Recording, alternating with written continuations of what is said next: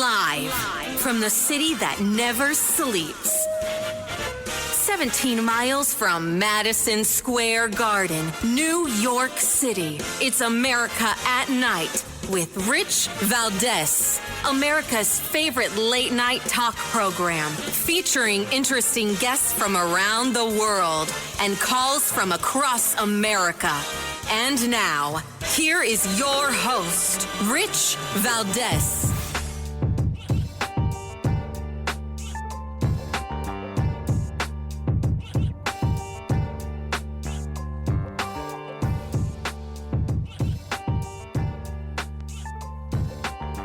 Hi there, good evening, and what's up, America? I am Rich Valdez, Valdez with an S, at Rich Valdez on all of the social media.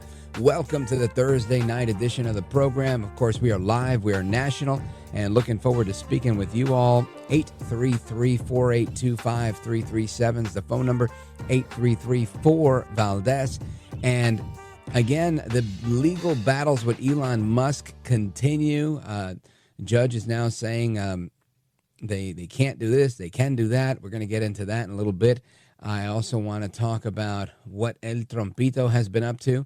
Of course, the president releasing an executive order today and signing it in defense of anti-Christian bias.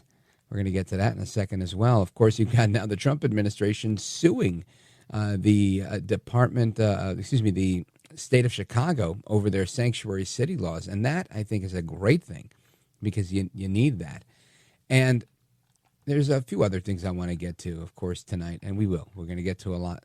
We're going to talk about some vaccine trials, somebody that actually went through them as a participant of the vaccine trials. I think that's going to be interesting. And we're going to talk about different lawsuits that people have endured with resulting in or the result of vaccines and going against Big Pharma.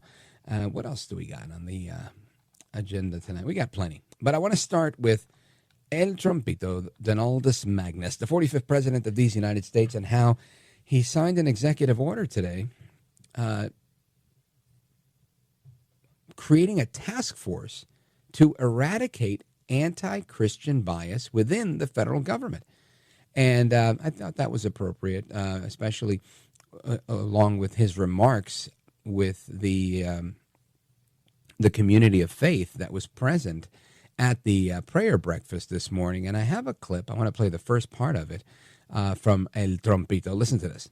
In that same hall, we also find the statue of the great Roger Williams, who founded the state of Rhode Island, named its capital city Providence, and built the first Baptist church in America. It's Williams that we have to thank for making religious liberty part of the bedrock of American life. And today we must protect the fundamental freedom with absolute devotion.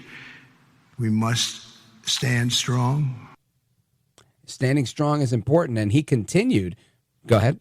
And it was confidence in America's God-given destiny that pushed the pioneers to journey west and led Americans to end slavery, crush fascism, defeat communism, and conquer every single challenge that we faced. And they were very great challenges. Now it's the same time, we have to remember, unyielding faith in America's mission that inspires us to make our country great again. And soon it will be greater than ever. We're doing really well. We're doing really well. It's, I think in 2 weeks they're saying, I'm reading it, so I'm not even saying it, but I feel it, that we've done more than just about any president ever. The first 2 weeks have been probably, they say, the most successful 2 weeks in the history of any presidency.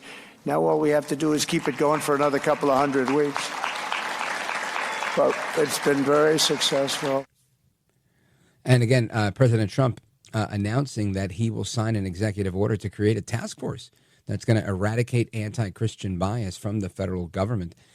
This is a piece in Breitbart. The 45th and 47th president made the announcement at the National Prayer Breakfast in Washington, D.C., adding that Attorney General Pam Bondi will lead the task force in rooting out anti-Christian targeting and discrimination within the federal government. Here's a quote. To confront such weaponization and religious persecution, today I am signing an executive order I should be doing this in my Trump voice. Today, I am signing an executive order to make our Attorney General, who's a great person, believe me, she's going to be a great Attorney General, Pam Bondi, the head of a task force, brand new, to eradicate anti-Christian bias. And that is what the president said. He went on saying the mission of the task force is to immediately halt all forms of anti-Christian targeting and discrimination within the federal government, including at the Department of Justice, the IRS, the FBI, and other agencies. Trump added that the task force will fully prosecute anti-Christian violence and vandalism in our society and move heaven and earth to defend the rights of Christians and religious believers nationwide.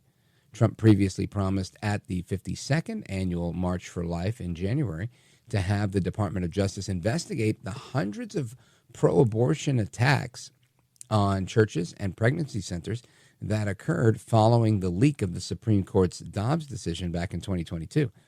If we don't have religious liberty, then we don't have a free country. We probably don't even have a country at all. And that is how Trump wrapped that up. So that, again, is El Trompito giving his remarks at the National Prayer Breakfast earlier today and standing up for religious liberty.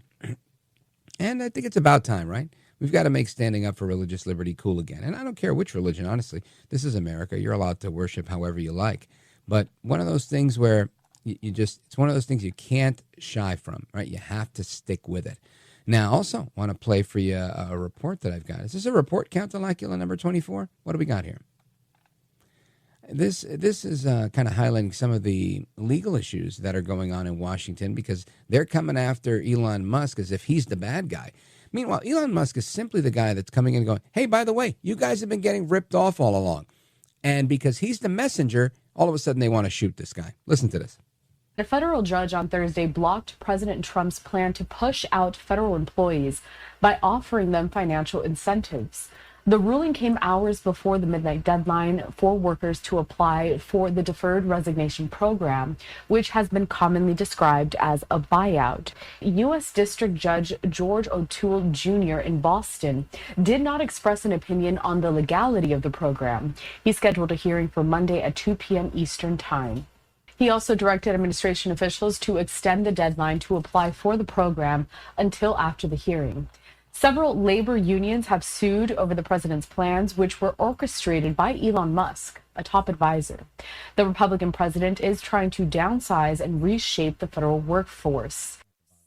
So what is going on here? What is the deal with these lawsuits and whatnot? Everybody is pretty much hearing that Elon Musk is some sort of big bad wolf that is using his billionaire influence to steal your Social Security. Elon Musk wants to parade around America pretending he's Rich Valdez. Haven't you heard? He wants to pretend he's you and everybody else out there.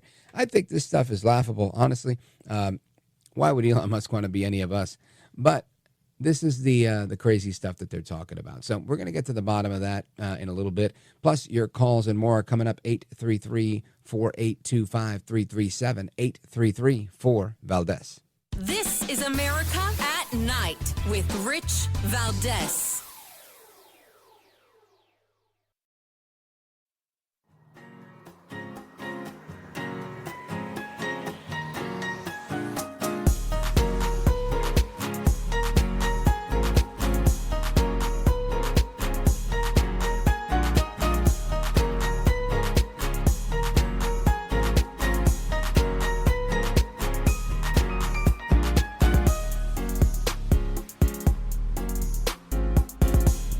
Well, thank you, Rich, and thank you for everything. I know you very well, and I listen, but I have a lot of people that listen, and they love your show, and I appreciate it very much. America at Night with Rich Valdez.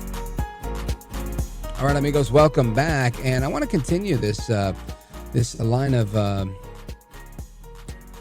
inquiry on what is going on with Elon Musk and all of the drama we're hearing. Right, like I said, Elon Musk is this guy that was asked by the president to look into fraud, waste, abuse, to make sure the government is working more efficiently. And, okay, that sounds terrific. So he finds a bunch of places where there's these egregious misuses and and just wasteful spending. And instead, everybody's making him out to be the bad guy, right? Talk about shooting the messenger. In my opinion, the Democrats are sorely sorry here, but they're sorry they got caught, not sorry that they did this. So I have a little bit more that I want to share with you. This is Linda Schmidt from Fox 5 News. Listen. And you know the developments every day, they are ever changing. There have been some questions, though, as to whether the president's buyout offer to federal workers is even legal. Several labor unions are suing, and now a judge has temporarily blocked that plan. Now, the president wants to downsize the government. The deadline was midnight tonight for federal employees to decide if they wanted to take that buyout. They would resign, and they would get pay and benefits through September. However, a U.S. district judge in Boston scheduled a hearing on this for Monday and push back the deadline until after that hearing. Again, that's Linda Schmidt, Fox 5 New York. And I want to get to the bottom of this, and I want to bring in somebody whose counsel I heed, and that is Josh Hammer. He's a senior editor at large at Newsweek, senior counsel at the Article 3 Project, and host of the Josh Hammer Show. Josh Hammer, welcome back. Rich, always a pleasure, my friend. Thanks for having me. You bet, brother. Now, I want to get your take on this as an attorney, and I know you got your finger on the pulse of a lot of issues. This is interesting to me that Elon Musk was, advertised as this guy's coming in. Him, Ramaswamy, Lutnick, that's how it was advertised during the campaign, that these three guys were going to come in and do Doge. I guess the Democrats lucked out. Lutnick went to Commerce. Ramaswamy's going to be governor, and they've got Musk by himself. And still, they're kind of quaking in their boots over here, calling him the bad guy, saying he's stealing Social Security numbers. They're going to court. They're getting injunctions. Talk to us. What's going on? Well, Rich, there's a lot of moving parts here, a lot of threads to tie together. So I guess the first thing to me, and this is the most obvious thing, which is kind of what I think you're getting at, is none of this ought to be surprising. I mean, Donald Trump won an election on a drain the swamp platform, and as a buddy of mine posted on social media the other day, I mean, like, what did the Democrats think this was going to be? Did they think it was going to be a bunch of fluffy think tank white papers, maybe some tweets about drain the swamp, all caps? I mean, I mean, this is an administration that clearly studied very long and hard, and it's 4 years in the political wilderness, and it's coming in, and it's already kicking lots and lots of butt in 3 years so far. Now, I will say that I had questions about how effective Elon Musk would be before this administration got started, because Doge is not, it's kind of sort of an agency, right? I mean, the paperwork is not fully formalized yet. It's not necessarily on the same status as the Department of State or Treasury or Defense or something like that there. He's basically kind of a semi-formal advisor, but he's really proven a lot of the skeptics, such as, frankly, myself, wrong. And it's been absolutely remarkable to watch him in action so far. And he's causing them to melt down over things that they really should not be melting down about. So, after Democrats got shellacked in the election, Rich, you'll recall, you had some of the more moderate members of the Democratic Party, folks like John Fetterman in Pennsylvania, Jimmy Carville, the Raging Cajun down in Louisiana. Some of them said, it's time for Democrats to look in the mirror and to start to moderate a little bit, that our positions are actually not popular with the American people. And here we are, 3 weeks or less than 3 weeks in, and they're having a meltdown over the United States taxpayer stopping the direct subsidization of over $500 million of ESG, environmental social governance investing initiatives in Africa, $40+ million for DEI propaganda in Burma. I mean, if you guys are not okay with cutting this, then I guess you're literally not okay with cutting anything, which, I mean, now that I think about it, that's probably the whole point, right? Yeah, with no question. And I find it interesting that they're doing all of these things. And I guess the way the media is portraying this, from what I can see, we heard this report about the federal judge blocking things, and you're right. There's a lot of moving parts, right? There's lawsuits to stop him from a million different things, from what I'm seeing, right? There was the lawsuit regarding people getting fired, I think it was, and there's now a judge that says, no, we're not going to let you see the U.S. Treasury payments data, but that doesn't affect his job, and even if it were like a commission, right? A board authority and a commission from the White House. Let's say it was the White House Commission on Doge. and Musk is the chair of that committee. I think he should still have this ability to go in there if this is the task at hand. Why are they stopping him when he's there, by order of the president? Well, they don't like people who aren't on their side. I mean, I think Clearly. it's pretty much that simple. I mean, to an extent, I mean, look at it this way. How many times has Bernie Sanders gotten up there and railed against the billionaire class? How many times have he with Liz Warren? But when it's their billionaires, Rich, when it's George Soros cutting the checks, suddenly they just pipe down and no one cares anymore. So, I mean, all of this is just completely hollow. They only care. I mean, do they care when Mark Zuckerberg was spending $400 million of his own money in the Zuckerbucks back in 2020? He was probably the single largest financial contributor to that entire election cycle. And they were all welcoming him with open arms. I mean, that's back when Mark Zuckerberg was tag teaming with Jack Dorsey of Twitter to censor the Hunter Biden laptop story. Now Mark Zuckerberg is trying to get in with MAGA and Donald Trump, and Democrats are singing a very different tune. So, I mean, these people are just raging hypocrites. I really don't know how else to say it, but to put that fine of a point on it there. And it's very difficult to take them seriously. I mean, I have no doubt whatsoever that if Elon Musk were using his immense clout and money and leverage and just generally speaking his immense skill set, if he was using it to advance their causes, they would have no issue whatsoever. I guess when it comes to Elon, as I said earlier, I'm very quickly being won over because he's been remarkably efficient. The one thing I will say is he has historically been too close to China for my liking. That remains my one kind of overarching concern there in the background. But as long as there are measures in place to make sure that we're not getting our fingers crossed, so to speak, when it comes to the China portfolio and the Doge portfolio, as long as that's in place, then it pretty much all seems good to me after that. Maybe Trump can put a tariff on him to make him build all of his Teslas here in the United States. Folks, we're on with Josh Hammer, and we're going to continue this conversation about Judge Colleen Cottley putting a temporary order in place that is now stopping Musk from quote unquote, rapidly shutting down Treasury remittances. And I want to get into that. I also want to get into the Department of Justice under President Trump and the administration of Pam Bondi, the new AG, suing Chicago over sanctuary city policy. So all of that is coming up straight ahead. Let me remind you, we're on with Josh Hammer. Josh Hammer is the senior editor at large at Newsweek. He's also senior counsel at the Article 3 Project, which is a great organization as well. And he's the host of the Josh Hammer Show. Josh, take like 20 seconds to tell everybody how they could tune into your podcast. Yeah, sure. So the Josh Hammer Show, you can get it on Apple, Spotify, wherever you get your podcast. We're actually also on 4 radio markets as well. We just picked up our most recent affiliate, and actually looking to expand that as well. And Rich, I'd be remiss if I didn't add, I also have a book coming out next month as well called Israel and Civilization: The Fate of the Jewish Nation, the Destiny of the West. It's actually my first book, so I'm quite excited about it. Oh, outstanding. Well, we'll talk more about it on the other side of this break. Folks, we're coming right back with Josh Hammer. We're going to talk about suing Chicago, and we'll talk about his book, Israel and Civilization, The Fate of the Jewish Nation and the Destiny of the West. Keep it locked right here. It's Rich Valdez. We're coming right back with Josh Hammer.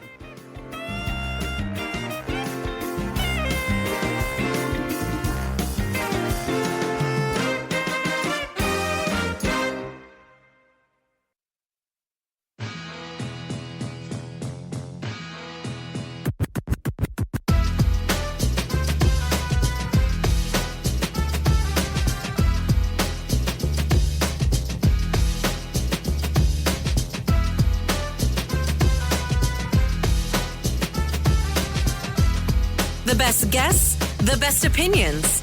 This is America at Night with Rich Valdez. This is another shot across the bow from the Trump Justice Department. It says these sanctuary laws are standing in the way of immigration agents doing their job, even though ICE agents were able to step up their enforcement last week and arrest thousands of undocumented immigrants in the area whom they claim had criminal records. It's an escalation in the federal government's blitz on Chicago and Illinois, announcing yesterday it would withhold federal funding from sanctuary cities like Chicago. Now, the lawsuit filed in federal court today states, quote, the challenge provisions of Illinois, Chicago, Chicago and Cook County law reflect their intentional effort to obstruct the federal government's enforcement of immigration law and to impede consultation and communication between federal, state, and local law enforcement officials that is necessary for federal officials to carry out federal immigration law and keep Americans safe. In a statement, the governor's office responded, quote, unlike Donald Trump, Illinois follows the law. The bipartisan Illinois Trust Act, signed into law by a Republican governor, has always been compliant with federal law and still is today. Illinois will defend our laws that prioritize police resources for fighting crime while enabling state law enforcement to assist with arresting violent criminals. So there we go. That is what's going on with the Trump administration suing the city of Chicago over what is going on with their sanctuary city laws. And this is, again, a lawsuit filed today by the Department of Justice against the state of Illinois and the city of Chicago for allegedly interfering with federal immigration enforcement. I want to get the reaction to this from our guest, Josh Hammer, Newsweek senior editor at large and senior counsel at the Article 3 Project. Of course, you know, he's the host of the Josh Hammer Show. You can hear it on radio and on podcast. And he's the author of the book, Israel and Civilization, The Fate of the Jewish Nation and the Destiny of the West. Josh Hammer, talk to us. What can we expect from this lawsuit?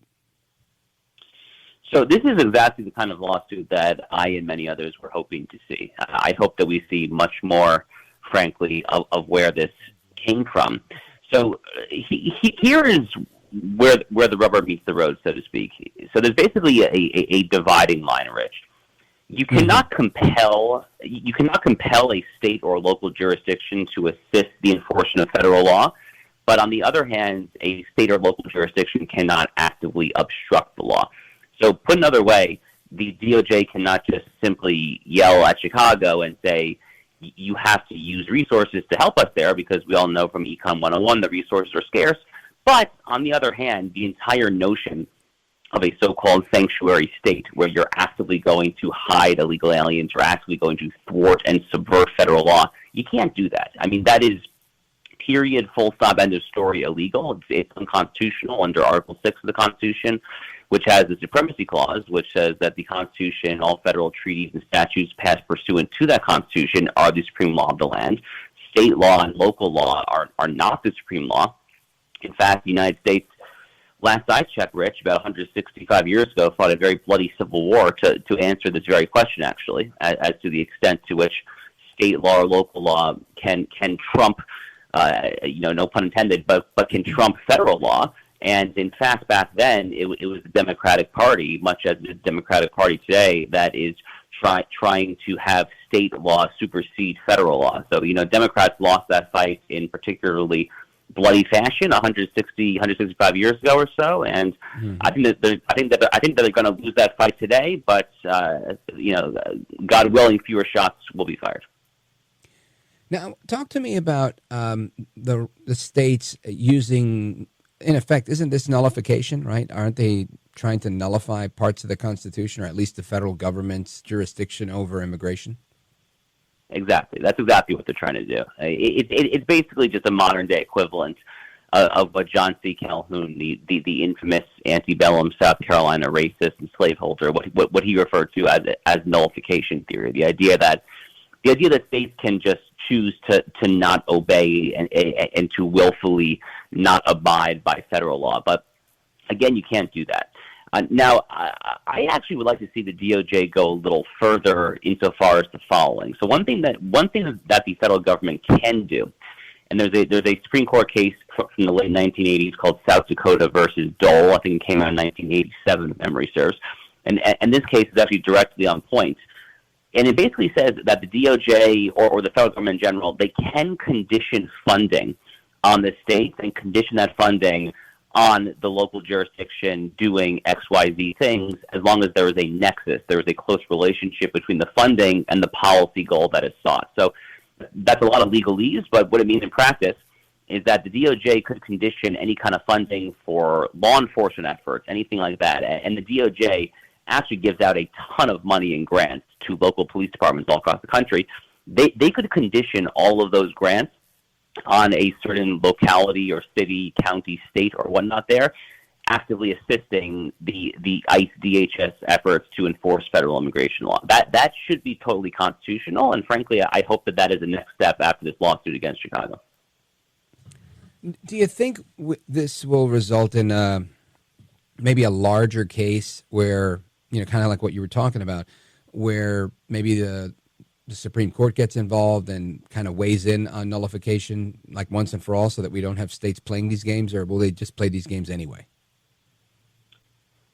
I think both things are probably true. I think that the Supreme Court is going to have to weigh in on this sooner rather than later.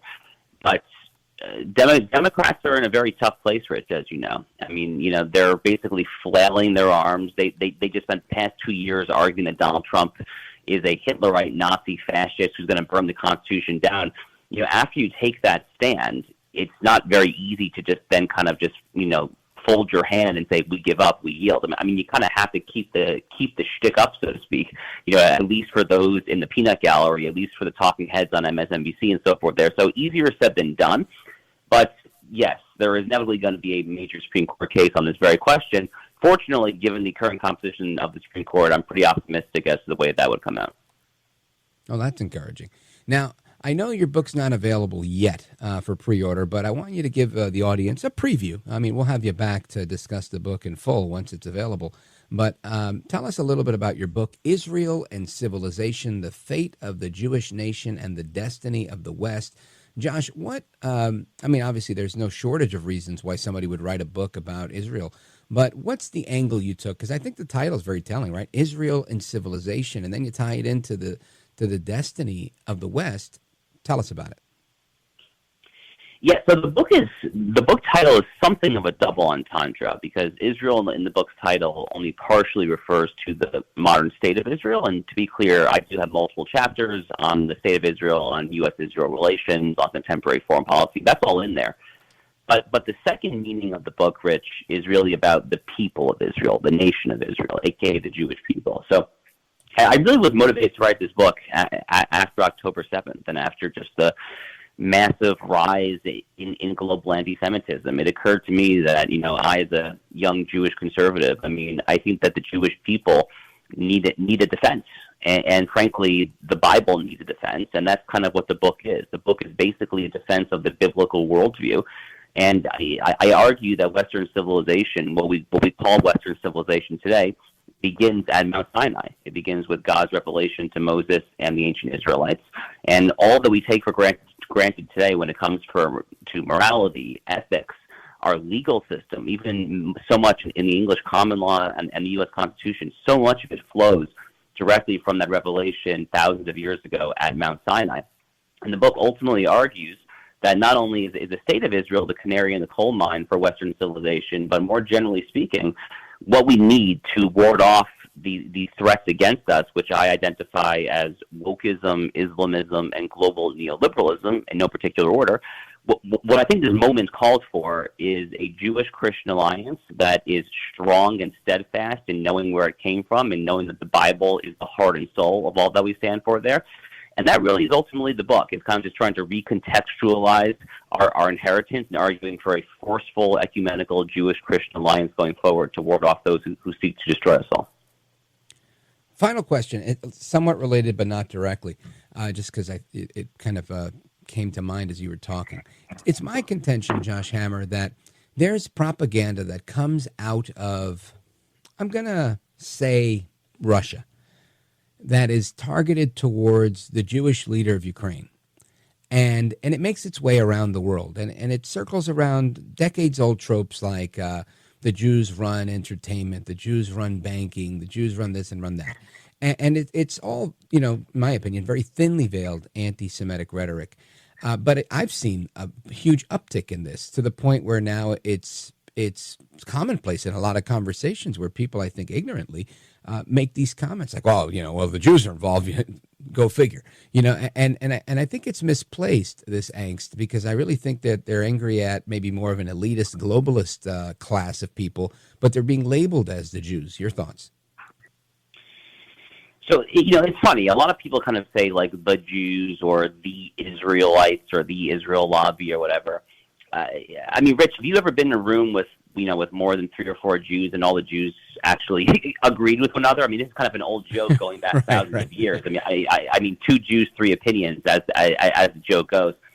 I mean, look, I've been doing a daily page of Talmud studies since the current cycle of the Talmud started 4 years ago. And the Talmud, which is the oral law in the Jewish tradition, it is replete. It is filled with rabbis, esteemed rabbis, arguing against each other in pretty vicious terms. I mean, there's literally a whole book of Talmudic insults available for purchase on Amazon here.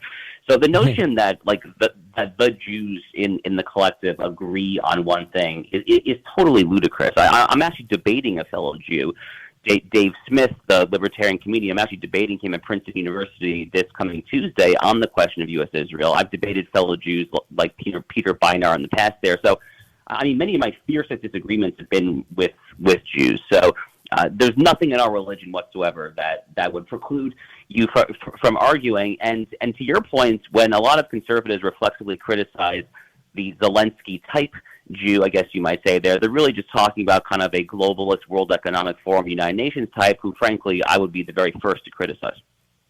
Right. Yeah, and that's my take, too. And I feel like it's really just a misunderstanding of things, at least from my perspective. But I'm just a Puerto Rican kid that grew up with a lot of Jews in Brooklyn. So I guess maybe I have a little bit more experience than most. Josh Hammer, thank you, brother, for joining us. I really appreciate it. Folks, check out his book when it's available for pre-order. We'll definitely have him back. Israel and Civilization, The Fate of the Jewish Nation and the Destiny of the West. Josh Hammer, give him your website one more time.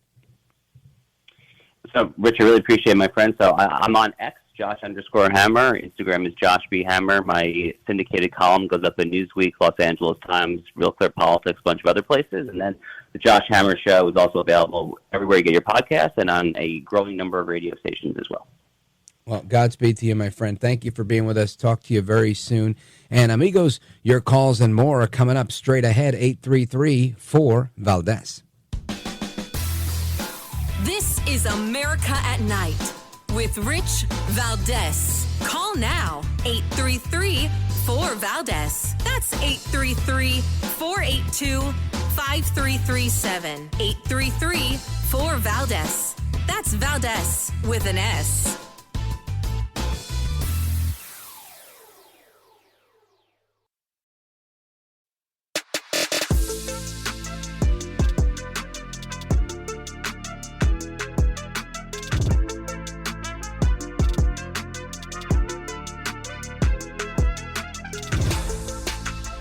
Call now, 833-4-VALDEZ. That's 833-482-5337. 833-4-VALDEZ. That's Valdez with an S. All right, amigos, welcome back. Rich Valdez live with you till midnight Eastern time, 1 a.m. in some areas of the country. And, of course, if your station is not carrying the coveted third hour of the show, make sure you write your station's program manager and tell them, I want this live program for all 3 hours. At least that's what I hope you'll do.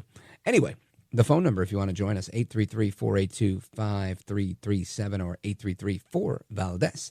Now, I want to get into a couple of things here. We're just talking about how the administration is going after the state of Illinois for their sanctuary city policies. And I think they should go after every state, right? Why aren't they suing New York? Hopefully that'll be tomorrow's headline. But I have a little clip of audio that I want to share with you. It's from the U.S. Border Patrol chief now, Michael Banks. He was on Fox. Listen to this. Cut 12. So look, the U.S. Border Patrol, we know how to get the job done. We know how to secure the border. All we needed was a president that was going to empower us, a strong leader like President Trump, and then a secretary like Secretary Noem that knows exactly what we need to do to secure the border. We're seeing almost a 90% decrease in illegal entries since January the 21st. Not only that, but our criminal prosecutions of those we're apprehending is up almost 52%. I'll just reiterate those numbers for you, right? Because that went by fast. 90% decrease in illegal entries since January 21st. And then he says, not only that, but our criminal prosecutions of those we're apprehending is up almost 52%.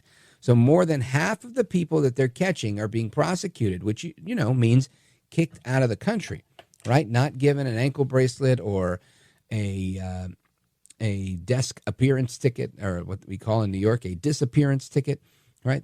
They're being escorted right back home. This is exactly what I think needed to happen, right? People are sounding the alarm. You could hear it right now in the background. Because immigration was so bad.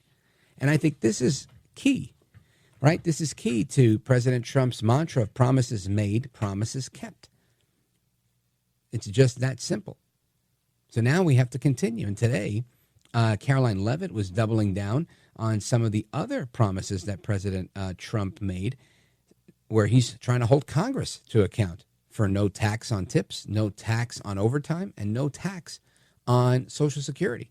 So we'll get into that as the evening continues. Of course, your calls and more. I do have to take another pause here, but we will come back, I promise.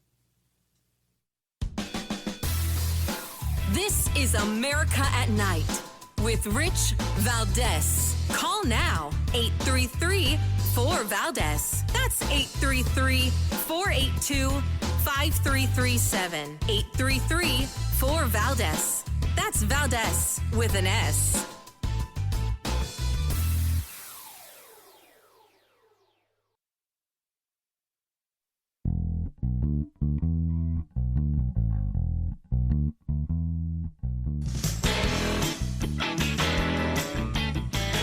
Rich Valdez, who again will do a fine job, and I know you'll enjoy listening to him. This is America at Night with Rich Valdez.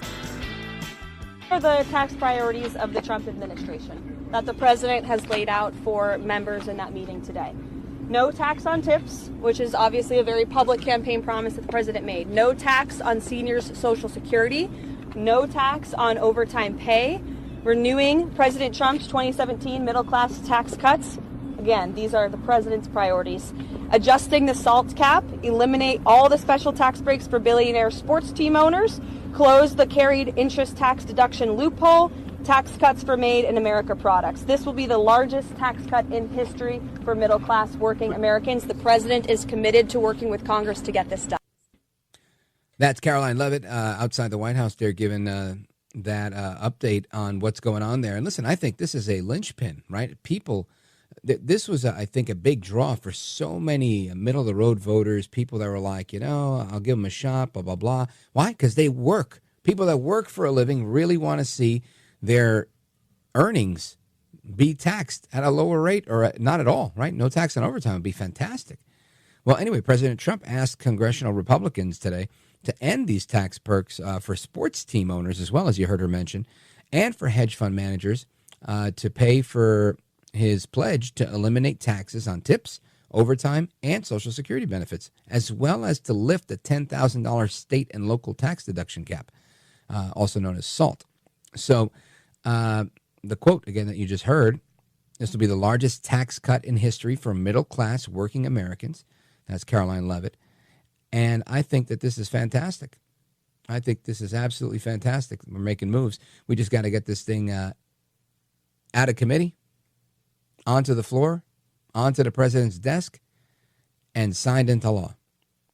Will it happen that quickly? I don't know. But I'll be rooting for it from here because I know that this is something that truly helps the American people, irrespective of party, right? This is a good thing. Now, some people are concerned that may not contribute to their Social Security. It is what it is. I'd rather have a little bit of my money now as opposed to using Social Security as my sole source of a savings plan. Anyway, folks, hasta la próxima. Take care, good night, and God bless you, America. I'm Rich Valdez.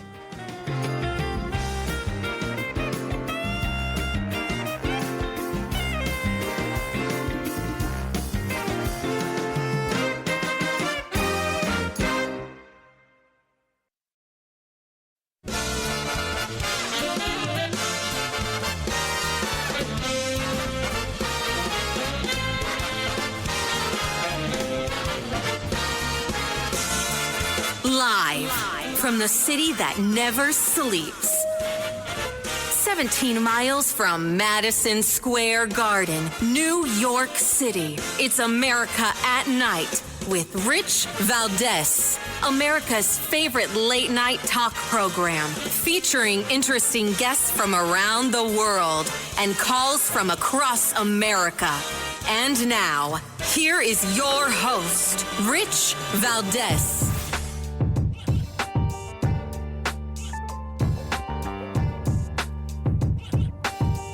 Hi there, good evening, and what's up, America? I am Rich Valdez, Valdez with an S, at Rich Valdez on all of the social media. Your liberty-loving Latino amigo, happy to be here with you, live and national, Thursday night.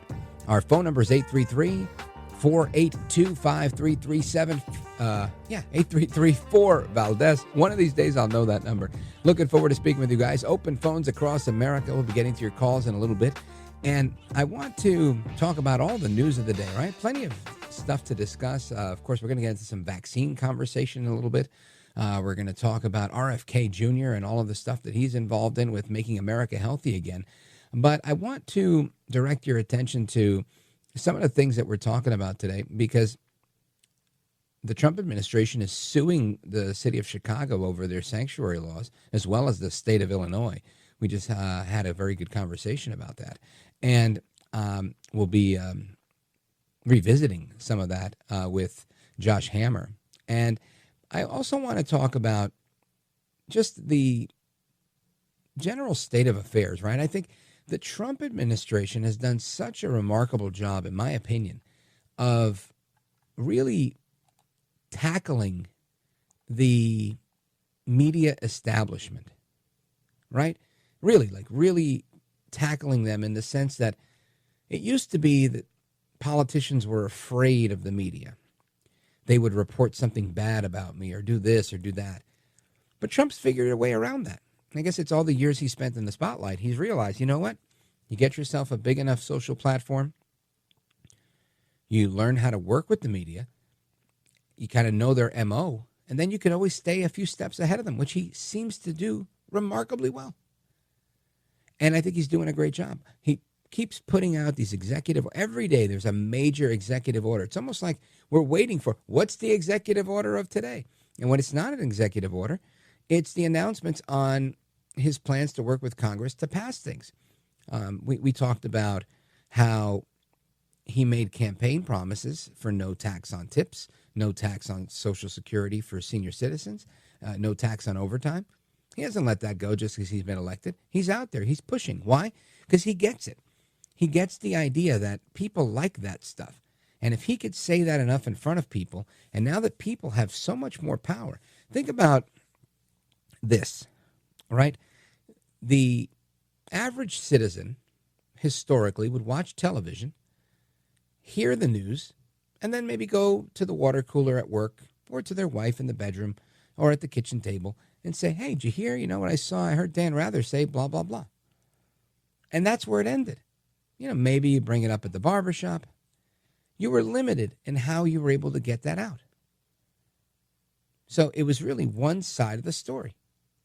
The broadcast media doing what they do, even in radio, right? Then comes the advent of talk radio, which becomes this conservative alternative to what's happening in the broadcast media, the legacy media, the mainstream fake news media, giving you a different side of things, urging people to think critically. And now social media allows people to do their own thing, right? They get to make their own news. They make their own videos. They choose. They can curate what they want to share, and they share this information. And I say this because I really think while it brings, like anything else, right? Free speech debate, there was, hate speech. What about hate speech? Well, I'll tell you. You got to take the good with the bad. You got to chew the meat and spit out the bones. But you got to have the whole chicken. You can't just choose to eliminate something because it may be uncomfortable for you.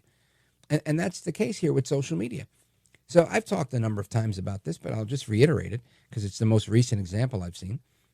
I saw two guys on Instagram in Puerto Rico, two Puerto Rican guys, saying that ICE had visited their establishment and asked to see their kitchen staff. I don't believe it for a second. The whole thing seemed contrived. It was literally Jussie Smollett-esque, right? It really was. Then a few days after, or a few days before, I saw a girl that looked Mexican to me saying, I voted for Trump, and now he took my grandmother away. Right? Again, another fake, phony, fraud story. If you'd be upset about and taken about your grandmother, then you probably wouldn't have voted for him to begin with. So it's clear to me, there's another fake, phony, fraud story. People that are either AI generated or people just creating propaganda, right? They want to start a story. Then the most recent one I saw was yesterday. Yesterday I saw one of a girl with a seemingly European accent. I'm going to say, she said she was from Ukraine. And she comes on and she's like, Donald Trump, he says he's only going after the rapist, but he's not going after rapists. He's going after me. I got a letter in the mail that says they're going to deport me and blah, blah, blah. Now, maybe she did get a letter in the mail saying she's going to be deported, but it has nothing to do with Trump per se. Or if you're getting a letter in the mail, it means you're already dealing with immigration. You have an active immigration case. And in this video, she goes on to say how she came to the country legally. Now, that's nice, but here's the thing. If I go to, last year I went to Budapest, I went to Colombia, I went to Puerto Rico. That's not a country. So I'll probably get in trouble for saying that, but it's not an international flight. But when you do these international flights, you apply for a visa when you get your ticket. You fill out the form, right? A tourist visa. And you're expected to leave within a certain amount of time. So yeah, you can come to this country legally as a tourist. And if you don't leave, you're no longer here legally. So to say I came to this country legally, as if that gives you some sort of legal or moral authority to stand on, I think is misleading. But to someone who doesn't really think things through and just thrives on the emotion of the video, they're going to say, oh my gosh, she came to America legally, and now they want to kick her out. Why would they do that? Trump is so bad. Now, I'm going to go a step further and say, at no point in this video, and I don't know if you've seen it or not seen it, I'm not going to play it for you, but I'll give you an example here. Young girl, like 18, 19 years old. Ultimately here, I think the whole video is fake. To me, it's yet another installment in the fake news that Trump is deporting everybody and their mother. Because if you have these videos circulating heavy through social media, people are going to see them, people are going to share them, and then people are going to talk to each other and say, did you see this? Can you believe it? They said it was only going to be the rapist, and now they're deporting everybody? Oh my gosh, what's going to go on? This poor girl from Ukraine, right? And that's exactly what they want to do. They want to disrupt the peace in our country. They want to instill division. This is what propaganda is designed to do. It's to get you to think and see things differently. So my advice to everybody who's maybe seeing these videos, and not you guys in the daily audience, because you guys are very bright and you could see this stuff coming a mile away. But for those of you who have friends who are contacting you saying, you see, you got what you wanted, your pal Trump, I would advise them to have those people contact me. I'm dying to have one of these people call me and say, hey, I heard you talking about me on the radio, and I am real, and here is my case. And because, listen, I think it's so important for people to share their message on radio. So if the girl from Ukraine is a real story, she's my guest here on the radio. If the two Puerto Rican guys are for real, let them put their name on the line like I do every day, like you guys do every day. And she can also, they can come online and on the radio, live, national. We've got 6 million listeners across 250 or 300 stations. There's a lot of reach here. So, good. And for people who doubt their story, I'll ask the important questions. But I want them to be on the radio. So if you know anybody, have them contact us. I want everybody to listen to radio, including those who are in areas where they don't get radio. Some people struggle with getting good reception in their homes or other places. Guess what? They now have Wi-Fi radios, internet radios. You know who makes it? C-Crane. C-Crane has a unit called the CC Wi-Fi 3. It's an internet radio. I think it's one of the best solutions. Here's why. The CC Wi-Fi 3 is really special. It connects the unit, the CC Wi-Fi 3, to the internet. So you're ready to tune into over 30,000 radio stations. You could listen to me on a bunch of different stations. You could listen to worldwide stations. Let's say you like something from Italy or from some other place. Great. You can also listen to stations that are carrying my show with no static and no fade. Now, their audio quality, I think, is pretty top-notch. Why? Because it's focused, and it surpasses any smartphone that's available. Plus, there's no need to sign into any apps or worry about additional monthly fees or eavesdropping with the microphones being on. No microphones. It's just a radio. No pop-up ads. It's just a radio. And with their full-size remote control, you can find whatever radio station you want while sitting in your lazy chair, right? Just really enjoying yourself. So it's never been easier. And this thing doubles as a Bluetooth speaker, so you can listen to your favorite music and the America at Night podcast as well. Come on, it doesn't get better than that. So go to their website. Visit them at ccrane. That's ccrane.com and go /rich. And I'll spell it out for you. That's ccrane, CRANE.com/rich. And you could use my name, Rich, R-I-C-H, at the checkout. You'll get 10% off all orders that are over $75. Remember, what you're looking for is the CC Wi-Fi 3, and this thing's available on Amazon. So check it out and get yourself one. This is America at Night with Rich Valdez.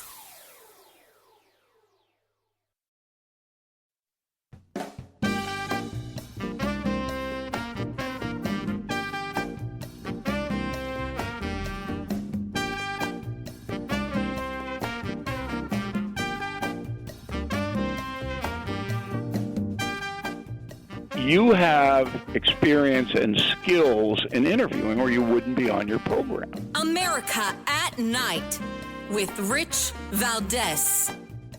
It has now been 5 years since COVID-19 was declared a public health crisis in the U.S. The World Health Organization says 7 million people have died in the U.S. from the virus, more than 29,000 of them in Tennessee. And that's according to Johns Hopkins. Now, since Tennessee started reporting cases in 2020, 2.5 million have been confirmed locally. Tennessee didn't declare its own state of emergency until March of 2020, but it was one of the first 5 states to validate the COVID-19 PCR test. Experts still say vaccination is the best line of defense against the virus. In the past 28 days, the U.S. recorded around 2,000 deaths from COVID-19. That is Peyton Kennedy at WKRN in Nashville. And she just said vaccination remains the number one remedy, or whatever she said there, by experts.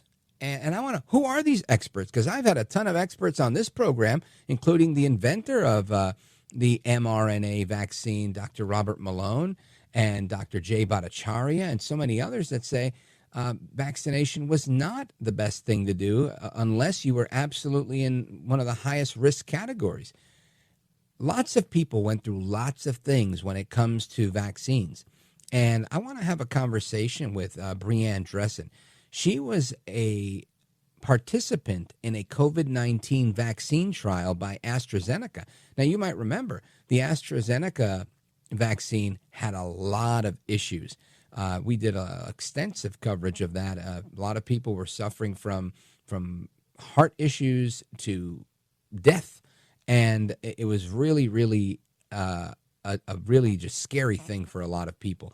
So I want to talk about her book. It's worth a shot. Secrets of the Clinical Trial Participant Who Inspired a Global Movement. Brianne Dressen, welcome. Thanks for having me. My pleasure.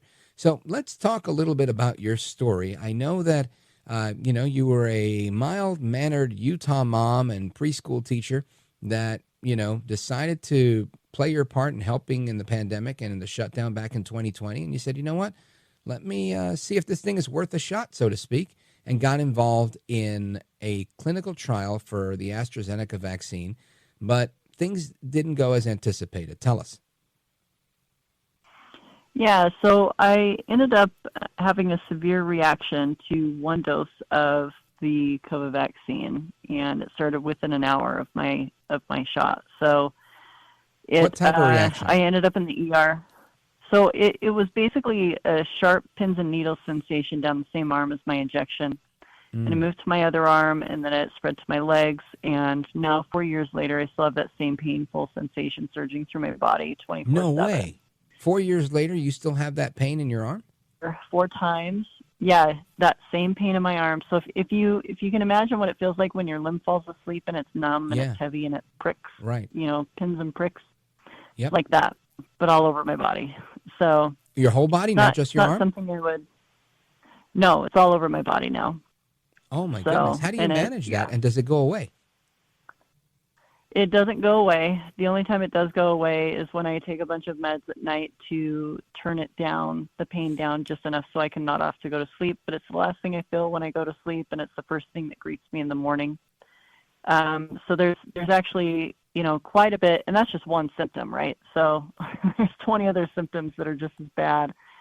But that's kind of a big part of the focus of the book was to we go over how this brought me to the brink of insanity and death, and then how I basically had to claw myself back to to life and to fight back against chronic pain and the constant suffering and just all of these moments that have been robbed from my life because of this condition. It removed me from my children, it removed me from my career permanently. And that's a lot to deal with all at once, right? So the book it's not just a victim story. It's a story about triumph over really insurmountable odds, and just how much grit and will somebody can muster to overcome really hard circumstances. Wow. Obviously, the book is part memoir, but it's also part like medical mystery and somewhat of a social commentary. So I want to continue the conversation and make sure we get all of the details because for everybody that's listening, folks, we're on with Brianne Dressen. She was a clinical trial participant in the AstraZeneca COVID-19 vaccine and, as you just heard, experienced a number of side effects, some which she still has today. Now, Brianne, we have about a minute before we have to take a pause. But in that minute, I'd just like you to kind of set up for us what this journey looks like when readers pick up the book. What can they expect? Well, there's a lot that went on in the last 4 years for us, but it's not just an injury story. It's not just a really sad, story of pain. It's also a story that really shows and exposes the secrets of the NIH and the research they were doing there, the drug companies and what they were doing with the research with all of us, as well as the FDA, Fauci. There's a whole lot that went on with the victims of the COVID vaccines directly that people are completely unaware of. So it's a little bit of a secret teller. Yeah, well, I can't wait to hear all about it. Folks, again, the book is called Worth a Shot, Secrets of the Clinical Trial Participant Who Inspired a Global Movement. The author is our guest, Brianne Dressen, clinical trial participant of the AstraZeneca COVID-19 vaccine. And we're going to continue hearing her story and learning about the book when we return straight ahead. And, of course, your calls. Open phones across America is coming up. 833-4-VALDEZ. Don't go anywhere.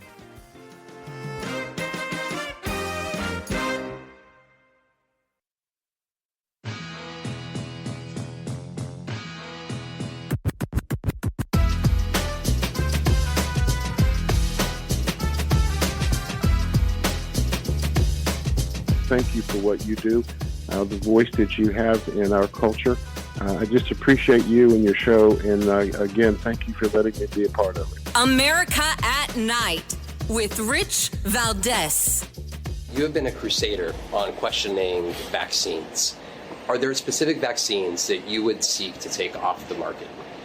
Oh, I'm not going to take away anybody's vaccines. I've never been anti-vaccine.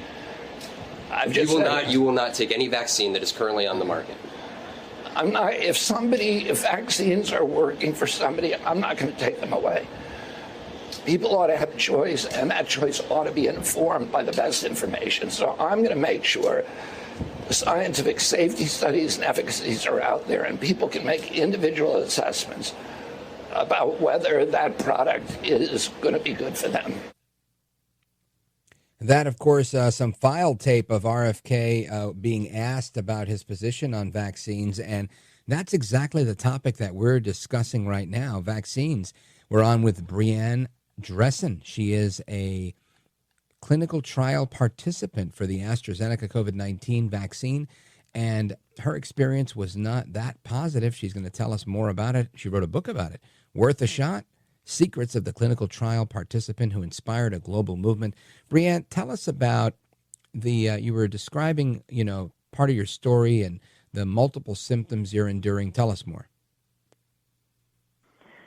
Yeah, it's definitely been a life-changing experience.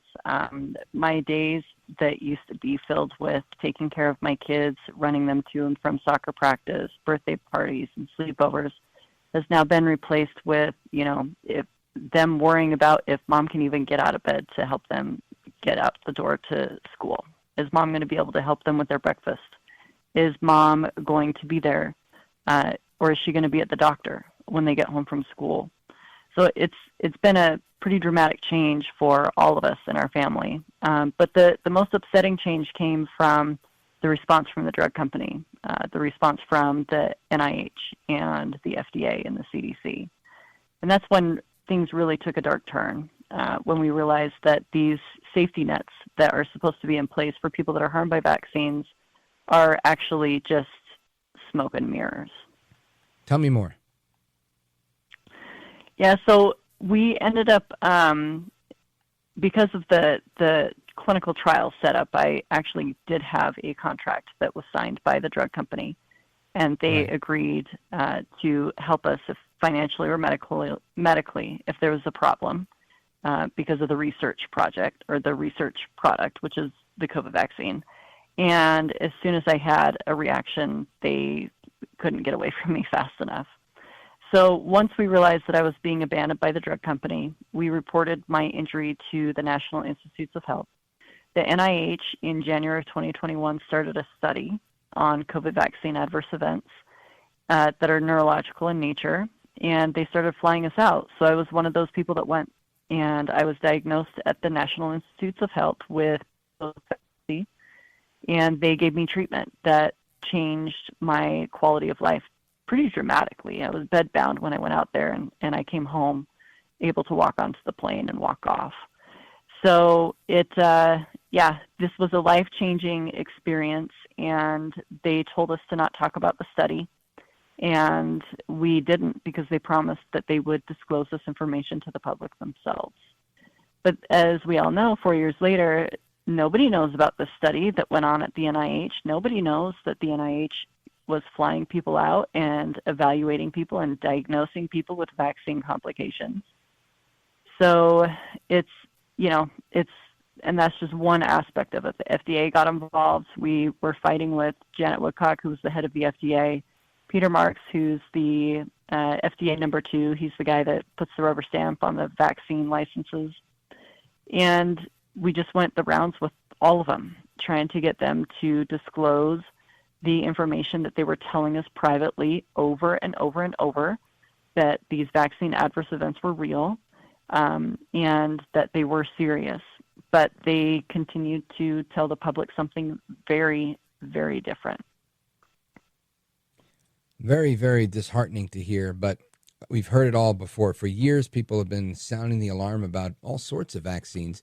And I guess what gives it away for many, at least for me, was always the idea that the federal government provides protections during these trials and to these vaccine companies, even not just in the trial process, but in terms of afterwards with vaccine injuries where it's almost impossible to sue them. Has that been your experience?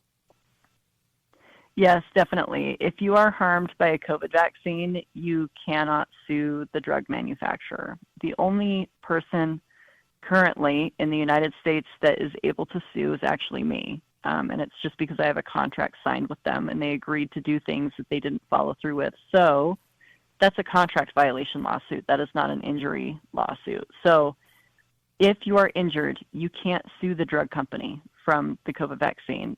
And believe it or not, Secretary Becerra on his way out the door in December of 2024 just issued a executive order from HHS extending that broad blanket immunity through the end of 2029. So anyone from this date forward, clear through the end of 2029, that suffers an adverse event to COVID vaccine cannot sue the drug company, period. And instead, you're forced to file in a fund.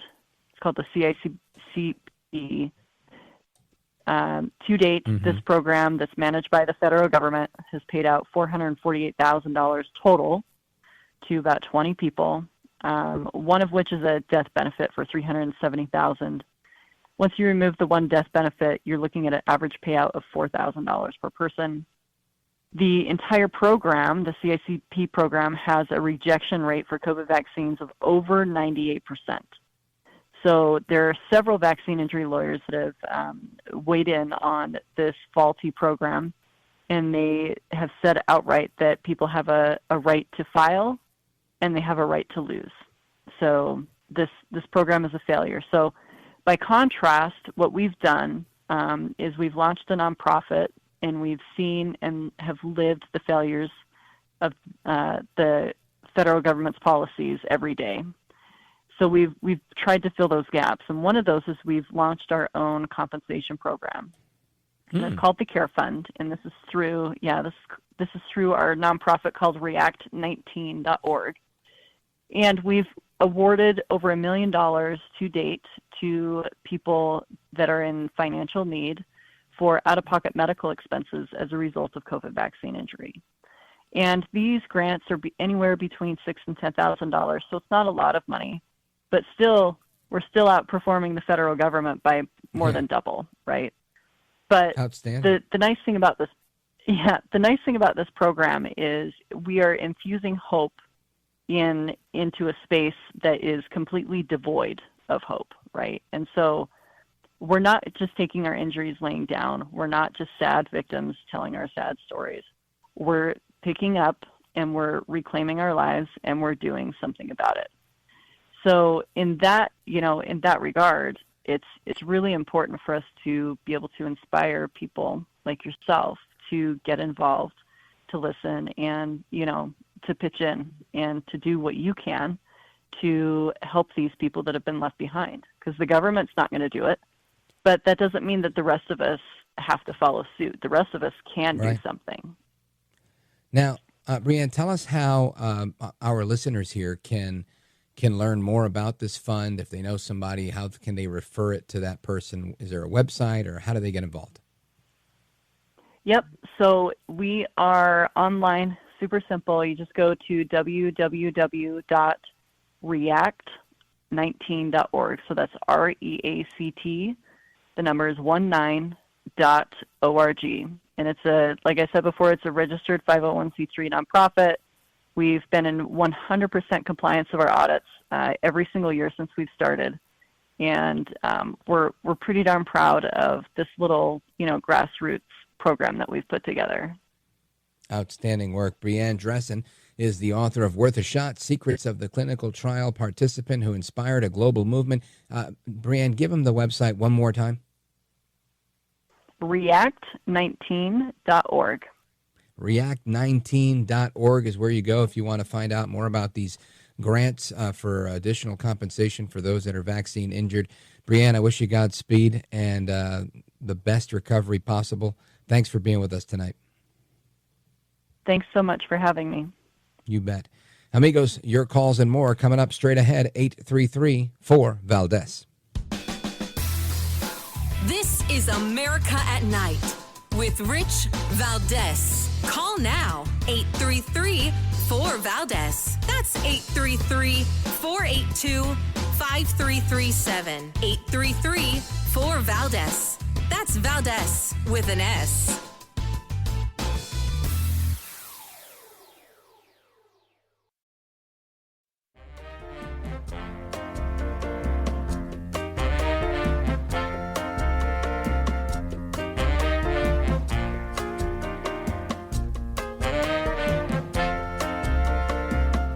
Call now, 833-4-VALDEZ. That's That's 833-482-5337. 833-4-VALDEZ.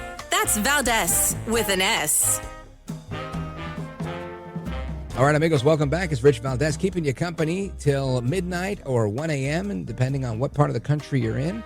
In some areas, they carry us at different times, so grateful to be on your airwaves. And our phone number, 833-4-VALDEZ. Now, the president of Colombia in South America, Gustavo Petro, he's a Marxist commie. He says cocaine is no worse than whiskey. This is in Spanish, but I'll translate.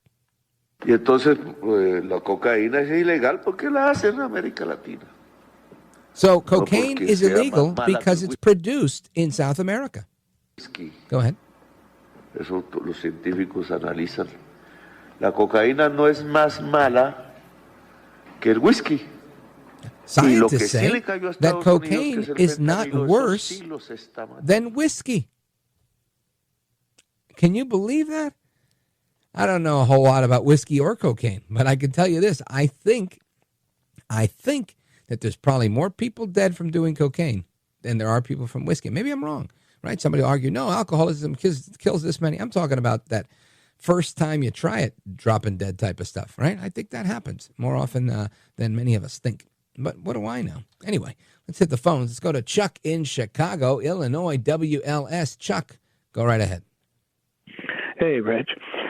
I was wondering if you had heard the rumor, I heard it on the news, that Rand McNally or some other big map maker is going to put on their new maps the U.S. Canal instead of the Panama Canal. Have you heard that at all?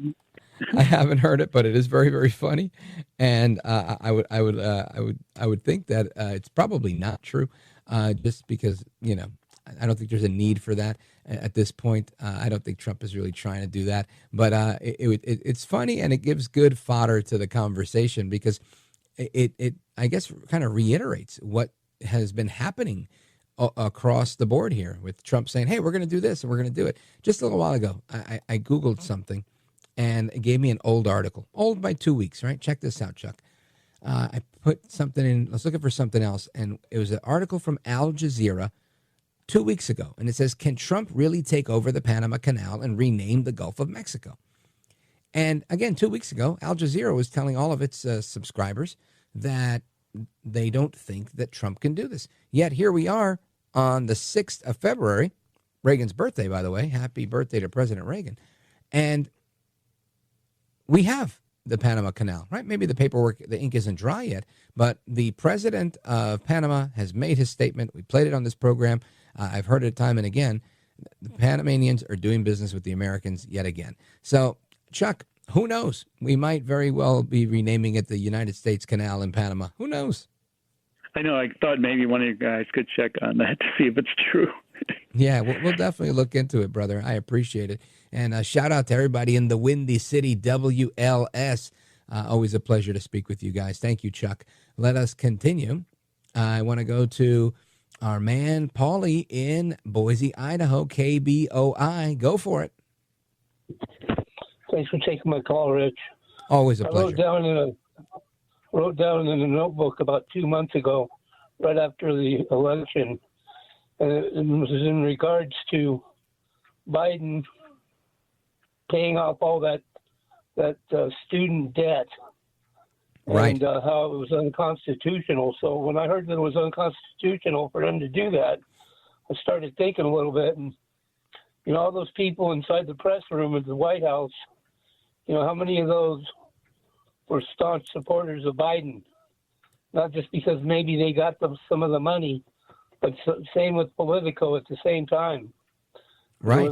What I saw in the news today, the $8 million just for Politico. That's not the New York Times and anybody else. But they're all that's actually just, Paul, just so you know, that's actually just the most recent payment.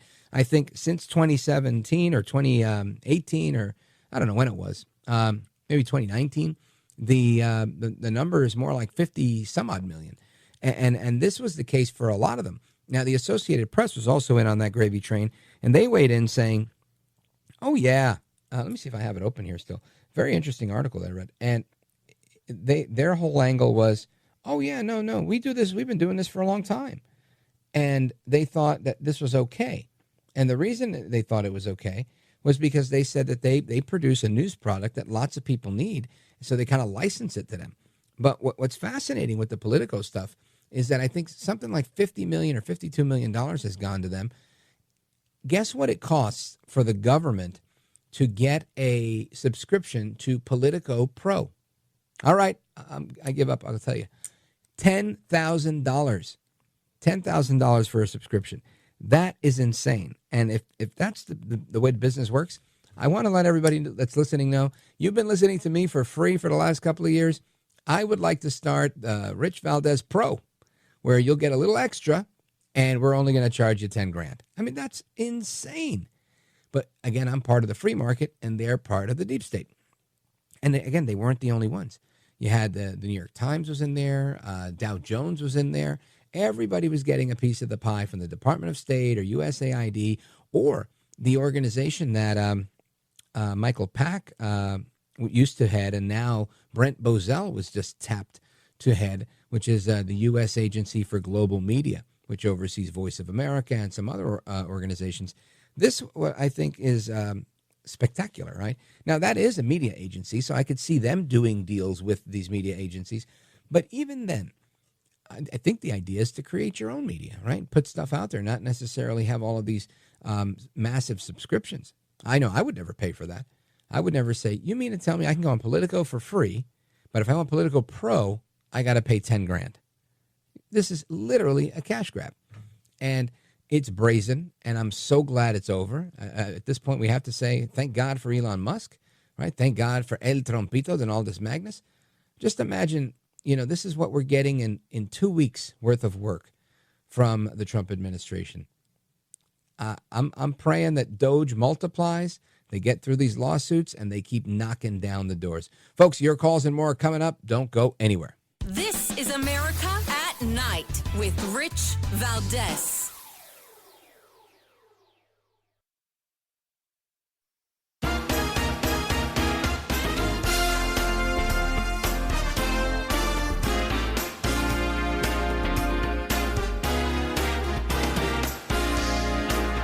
That's why I'm wearing the Build This Wall button today, the wall between church and state that Madison and Jefferson and our other founders thought we should have. But they, are rolling in their grave today because upstairs today we had a national prayer breakfast where our statuary hall was hijacked and turned into a church service where, amazingly, Donald Trump presided in, weird and random ways. And we'll be burning sage for months because of that. That pendejo is Congressman Jared Huffman. He represents California's 2nd District. And, man, that is a special type of stupid. I try not to be too offensive here, but come on.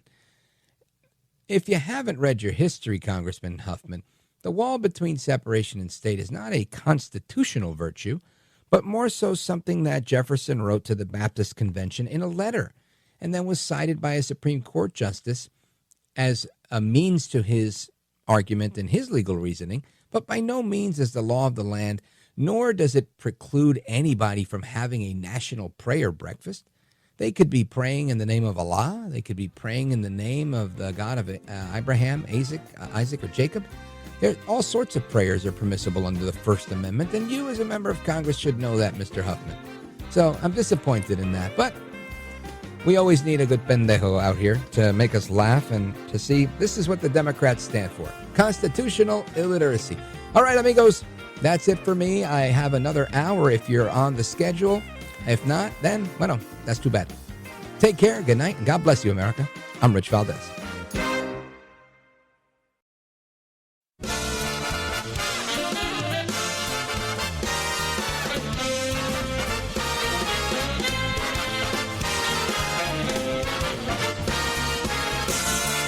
Live from the city that never sleeps. 17 miles from Madison Square Garden, New York City. It's America at Night with Rich Valdez. America's favorite late night talk program featuring interesting guests from around the world and calls from across America. And now, here is your host, Rich Valdez.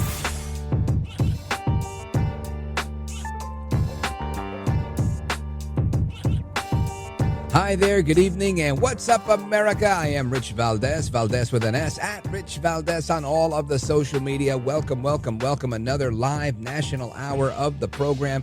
It is Thursday night, almost the weekend. What do we call this? Friday Junior, Thursday. And the phone number, 833-4-VALDEZ, 833-482-5337. Lots of stuff in the news today. Of course, today is President Reagan's birthday. Always a big fan of President Reagan, so happy, what do they call that? Yes, happy birthday in heaven, right? And plenty of things to discuss tonight, but I want to get into the Episcopal bishop, right? Because this is a very, very good story here, and it kind of goes with what we've been talking about, right? We heard about this in the recent week, that the bishop was attacking Trump at the inauguration and whatnot. The bishop, her name is, let me see, she was the pro-LGBTQ plus pro-immigration sermon that she gave, right? But her name is Bishop Marianne Buddy. I think her middle name is Edgar. Bishop Marianne Edgar Buddy. Or that might be a second last name. I don't know. But Bishop Marianne Edgar Buddy was at the inaugural prayer service, and you remember she asked the president to have mercy. Then she was also on, and when she says to have mercy, she meant to have mercy on illegal aliens and whatnot. Well, she was on ABC's The View the day after the inaugural prayer service. I'll play you a clip of that because she was attempting to explain her intentions in this politically charged sermon. Check it out. I wanted to take the opportunity in the context of that service for unity to say we need to treat everyone with dignity, and we need to be merciful. And I was trying to counter the narrative that is so divisive and polarizing, and in which real people are being harmed. I am not going to begrudge Bishop Buddy for intervening on social topics, because if I were a preacher, I would do exactly what I do on this radio. I would, but more preaching of the gospel, right? I'd preach the gospel and then give my 2 cents, because I believe that as a leader in the community, you have this responsibility, right? The same way they say companies have a corporate responsibility.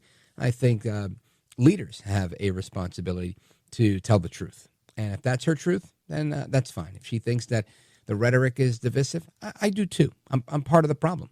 Sometimes I'm very divisive and divisive. How about that? But the issue here is how genuine, how altruistic is her motivation. Now, about a week ago, the New York Post reported that her motivations may have come with a $53 million price tag from various taxpayer-funded government programs to resettle 3,600 individuals. Now, do the math there. $53 million to reschedule 3,600 individuals. That was 2023. Well, this is a big deal, right? Because while she was, preaching this stuff seemingly as a person of the cloth, she was really, in my opinion, advocating or lobbying on behalf of these dollars that she was getting from federal contracts, right? Because her church, her organization, was receiving that. The federal contracting arm of the church, the Episcopal Migration Ministry, or EMM, was paid to bring people in on resettlement programs that Trump has temporarily paused and targeted for reevaluation, which means Elon Musk and the Doge people are coming in to destroy them, and that's good. EMM sponsored 6,400 individuals from 48 countries in 2024. That's double the amount, nearly double the amount that they sponsored in 2023. Where did they come from? Afghanistan, the Democratic Republic of Congo, and a few others from different places. There's even a contingent from Vietnam. Now, it's true that the EMM resettles fewer than 10 individuals from Vietnam annually, but it raises the question. Again, this is the piece in the New York Post.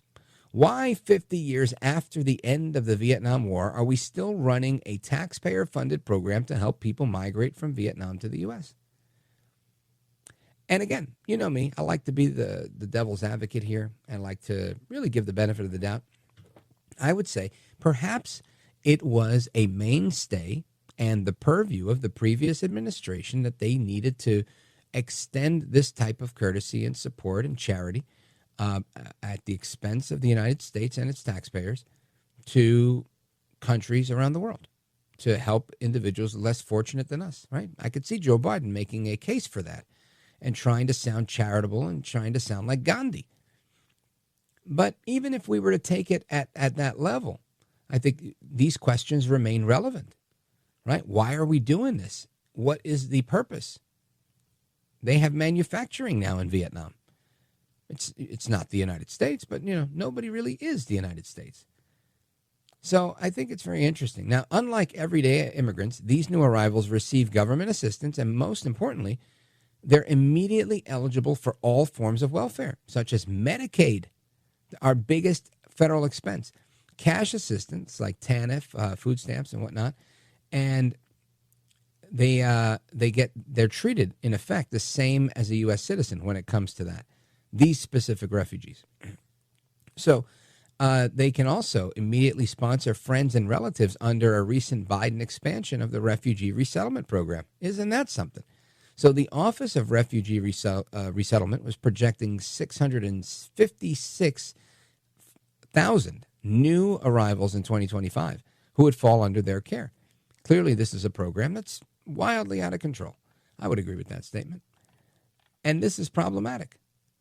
So when people are coming at Elon Musk and El Trompito saying, oh, I can't believe you're cutting this, why would you expect it to go otherwise?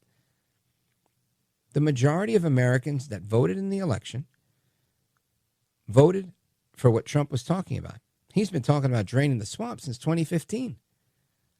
He gave it a shot and was, less than successful when the deep state attacked him and, turned him into a Russian agent, et cetera, et cetera, et cetera. He was fighting for his life and his presidency while he was getting spied on by the FBI. That's not the case anymore. Older and wiser, right? Trump is a force to be reckoned with now.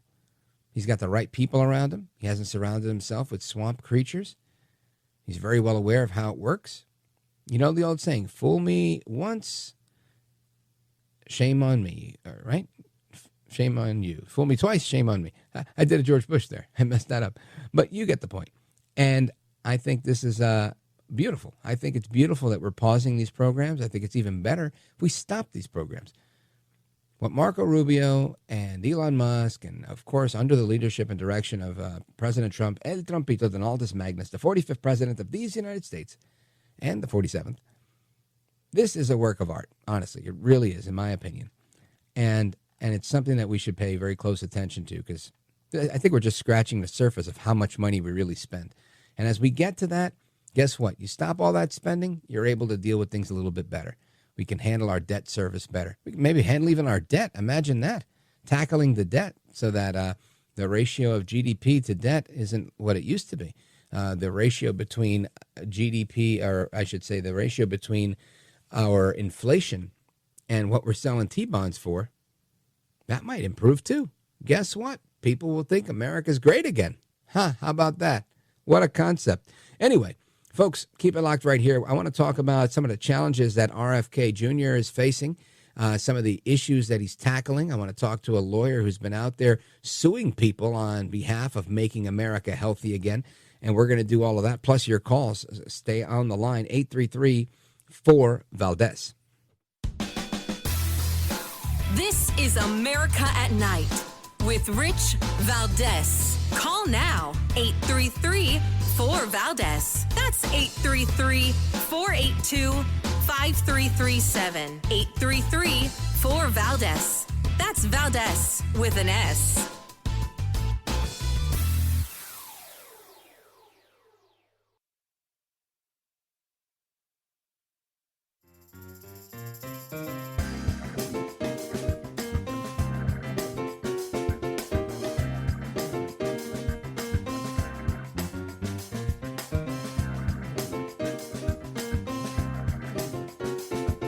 Call now, 833-4-VALDEZ. That's 833-482-5337. 833-4-VALDEZ. That's Valdez with an S.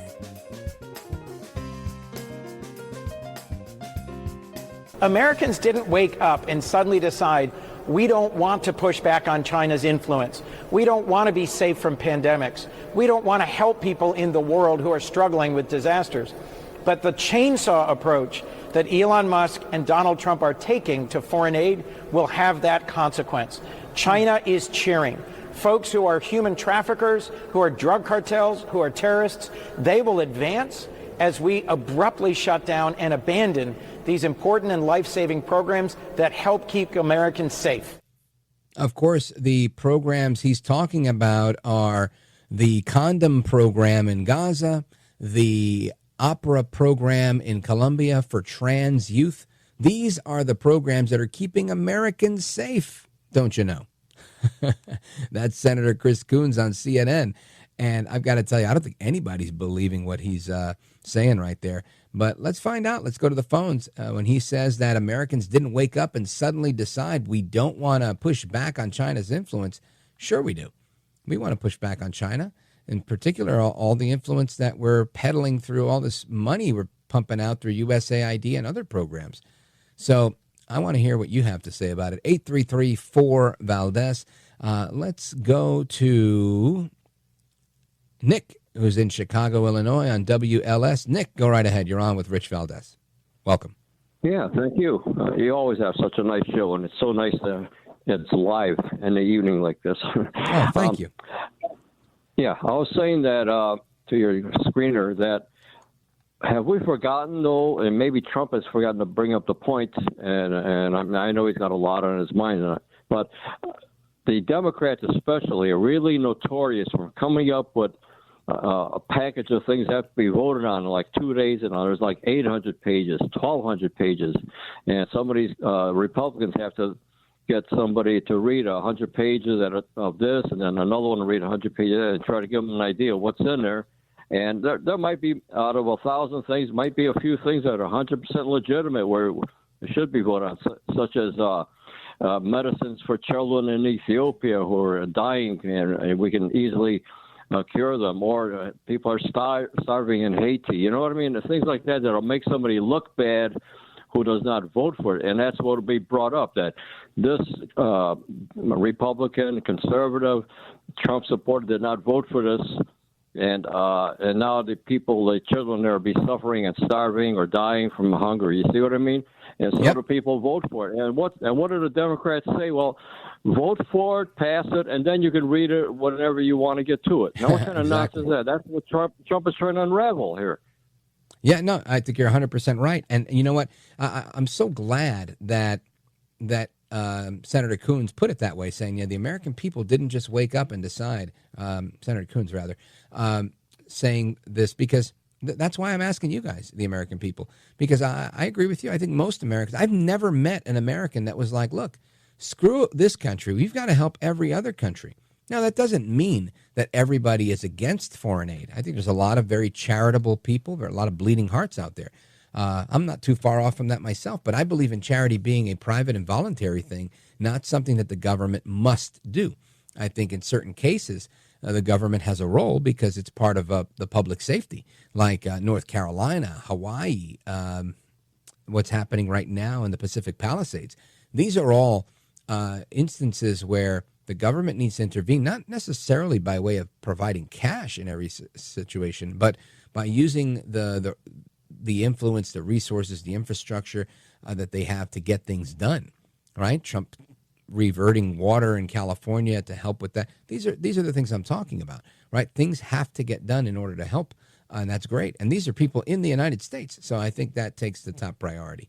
Thank you for your call, my brother, and for your very kind comment. I really appreciate it. Nick in Chicago on WLS. Now, we continue. Where do we go? We go to Jerome, Charleston, South Carolina, WTMA. One of my favorite haters. Jerome, go for it. Look, I'm not a hater, man. I'm a lover, Rich. Oh, I know you love Kamala Harris. That's who you love. Kamala Harris. That's right. Yes, I love the Democrats. I can't help it. Hey, look, I'm just proud of all the protests that I've been watching all across the country against all the Republican Kool-Aid drinking, because Kool-Aid is not good for you all the time, Rich. It's not. You know who said that? RFK Jr. He said it has red dye number 3, and that's why they banned that. And he's going to ban red dye number 40. But let me ask you this, Jerome: when you go to get your Social Security check on the 3rd of each month, has it been confiscated by Elon Musk yet? Now, or are you not getting Social Security? You're too young. How do you know I get Social Security? Well, I'm I don't asking. get anything. You see that? That's because Elon Musk stole it. That's right. But don't worry, he won't be around for long. Sooner or later, Trump will get tired of him, and he'll stop drinking the Kool-Aid too, and he'll be gone. Well, here's what I'll agree with you on this. I think Elon Musk is a big character, right? He's a big character with a lot of things on his plate. The guy's building spaceships. He wants to go to Mars. He wants to do a lot of things. So, in addition to Tesla and Neuralink and all this other stuff he does. So it would not surprise me if, 6 or 7 months from now, he plays a less prominent role. But I think right now he's got a lot of work to do. And what the senator just said, this chainsaw approach that Musk and Trump are taking, the chainsaw only takes but so much time, right? You do a year's worth of chainsawing, and then you can go back to the scalpel stuff later. And honestly, I don't think we need a scalpel. It's like you need to eradicate this thing. We need to kill this cancer, so to speak. And I, for one, am very grateful for it. Jerome, Charleston, South Carolina. Thank you, my brother. All right. I guess we lost him. Anyway, folks, we're going to continue with your calls and more. We've got calls from Vermont, from Illinois, from Pennsylvania, and more. Here's the number, 833-482-5337, 833-4-VALDEZ. And when we return, we are going to get to your calls. We're going to continue your calls. We're going to talk about a little RFK Jr. action, give you an update on that. I also want to get to a little bit more of the attacks on Musk. And I'm not here to defend Musk per se. Never met the guy. He's never been on the show. I really have no interaction with him. But I think, he's one of the people, like Trump, like many out there, that have made an about face in life, and he's putting his money where his mouth is. And you've got to respect at least that much. So, folks, keep it locked right here. It's Rich Valdez live with you for another half hour in most markets, another hour and a half in others, and I love that. 833-482-5337, 833-4-VALDEZ. Don't go anywhere if you're on hold. We're going to your calls right now, right after this. Don't go anywhere. Rich Valdez.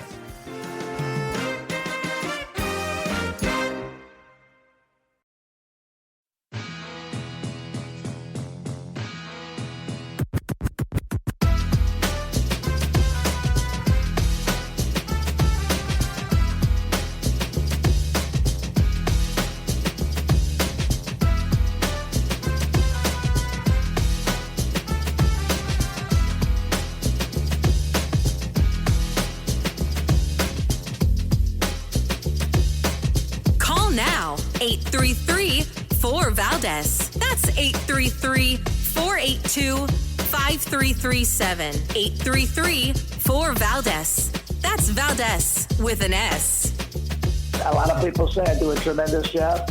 And Rich Valdez does a tremendous job, I can tell you that. He's a fantastic person. America at Night with Rich Valdez. Here are some of the ways the last administration have wasted your money. More than $4.5 million to combat disinformation in Kazakhstan. And just whose disinformation is it? I think that's probably in the eye of the beholder. $20 million for a new Sesame Street show in Iraq.